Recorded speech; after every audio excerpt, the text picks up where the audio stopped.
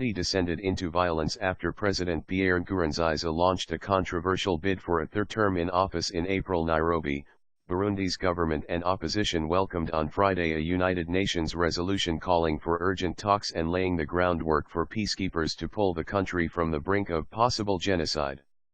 To us, it is quite favorable, Foreign Minister Alain-Aime Nyamitwe said of the UN plan. We were pleasantly surprised because it is more balanced than the alarmist text tabled by France. Burundi's opposition NERD coalition also expressed satisfaction at the resolution. NERD spokesman Jeremiah Minani, who like many of the group has fled into exile, said it was the first resolution that recognizes the seriousness of the crisis facing Burundi. Burundi descended into violence after President Pierre Nkurunziza launched a controversial bid for a third term in office in April.